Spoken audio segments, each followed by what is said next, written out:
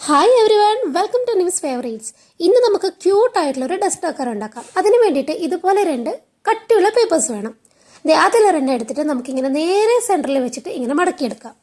ഇതിനു വേണ്ടി നിങ്ങൾക്ക് ചാർട്ട് പേപ്പർ എടുക്കാം, അല്ലെങ്കിൽ കാർഡ്ബോർഡ് എടുക്കാം. കാർഡ്ബോർഡ് എടുക്കുമ്പോൾ അധികം തിക്നെസ് ഇല്ലാത്ത കാർഡ്ബോർഡ് നോക്കിയെടുക്കണം.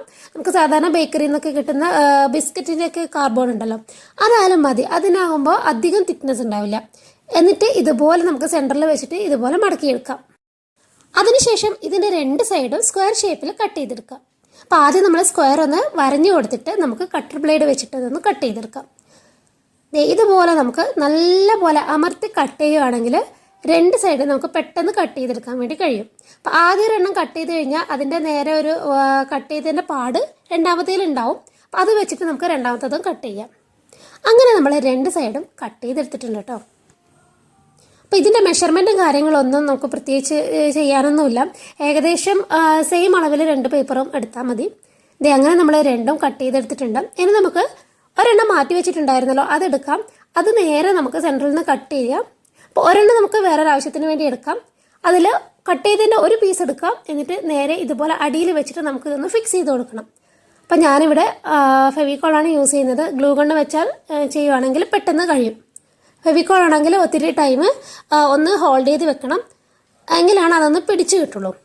ഇങ്ങനെ ഒന്ന് കുറച്ച് നേരം നമ്മൾ പിടിച്ച് വെക്കാം. ഓക്കെ, അങ്ങനെ നമ്മൾ രണ്ട് സൈഡും ഒന്ന് ഗ്ലൂ ചെയ്ത് വെച്ചിട്ടുണ്ട്. ഇനി അത് ഉണങ്ങി നല്ലപോലെ ഉണങ്ങി സെറ്റായി കഴിഞ്ഞാൽ നമുക്കിതിൻ്റെ മുകളിൽ ഒരു കളർ ചെയ്ത് കൊടുക്കാം. ഒരു പർപ്പിൾ ലൈറ്റ് പോലെയാണ് ഞാൻ ചെയ്യാൻ വേണ്ടി ഉദ്ദേശിക്കുന്നത്. അപ്പോൾ സാധാരണ നമ്മൾ പർപ്പിൾ കളറും പിന്നെ ഒരു സ്കിൻ കളറും മിക്സ് ചെയ്തിട്ടാണ് ഞാൻ ഈ ഒരു കളറ് കൊടുക്കുന്നത്. ഈ ഒരു കളർ കംപ്ലീറ്റ് ആയിട്ട് ചെയ്ത് കൊടുക്കുന്നുണ്ട്. നേരെ സെൻറ്ററിൽ വരുന്ന ഭാഗത്ത് ഞാൻ ബ്രഷ് കൊണ്ട് ഇതുപോലെ ചുറ്റിച്ചിട്ടാണ് കളർ ചെയ്ത് കൊടുത്തിരിക്കുന്നത്. നിങ്ങൾക്ക് കണ്ടാൽ മനസ്സിലാവും. എന്നിട്ട് അത് നമുക്കൊരു വശത്തേക്ക് മാറ്റി വെക്കാം. അതിനുശേഷം നമ്മൾ നേരത്തെ മാറ്റി വെച്ച കാർഡ്ബോർഡിൻ്റെ ചെറിയ പീസ് നിങ്ങൾക്ക് ഇഷ്ടമുള്ളൊരു ക്യാരക്ടർ വരച്ചെടുക്കാം. ക്യാരക്ടറോ എന്തെങ്കിലും ഒരു ക്യൂട്ട് സ്റ്റിക്കേഴ്സ് എന്തെങ്കിലും ഒന്ന് വരച്ചെടുക്കാം. അതിനുശേഷം അത് നല്ല രീതിയിലൊന്ന് കളർ ചെയ്ത് കൂടി എടുക്കാം.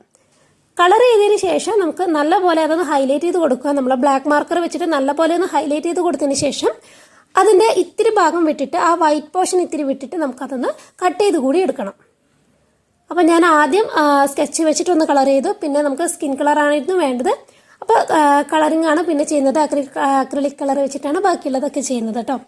അതിനുശേഷം കളറിംഗ് ഒക്കെ കഴിഞ്ഞതിന് ശേഷം നല്ലതുപോലെ ഒന്ന് ബ്ലാക്ക് മാർക്കർ വെച്ചിട്ട് ഹൈലൈറ്റ് ചെയ്തു. ഇനി അല്പം വൈറ്റ് പോർഷൻ വിട്ടിട്ട് ഇതുപോലെ ഒന്ന് കട്ട് ചെയ്ത് കൂടെ എടുക്കുന്നുണ്ട്.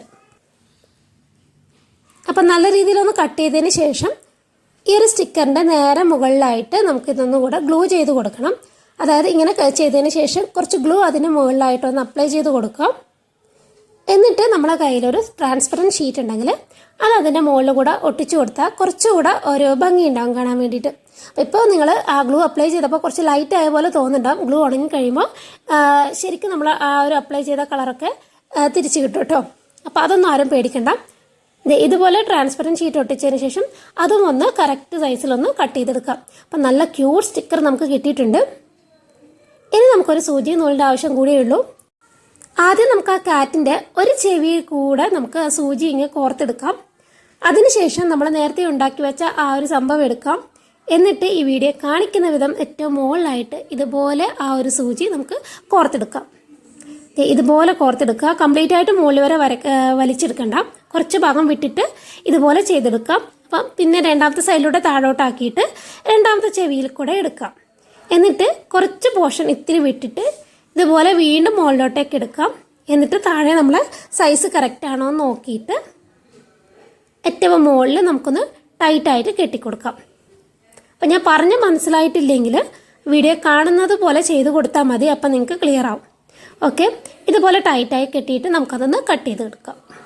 അങ്ങനെ നമ്മുടെ ക്യൂട്ടായിട്ടുള്ള ഡസ്റ്റ് ഡെക്കർ ഇവിടെ റെഡി ആയിട്ടുണ്ട്. അപ്പോൾ നിങ്ങൾക്ക് എല്ലാവർക്കും ഇത് ഇഷ്ടമായെന്ന് കരുതുന്നു. അപ്പോൾ എന്ത് തന്നെയാലും നിങ്ങളുടെ കമൻറ്റ് ഞാൻ പ്രതീക്ഷിക്കുന്നു. നല്ലൊരു ക്യൂട്ട് വീഡിയോയുമായി വീണ്ടും കാണാം. അതുവരേക്കും ബൈ ബൈ.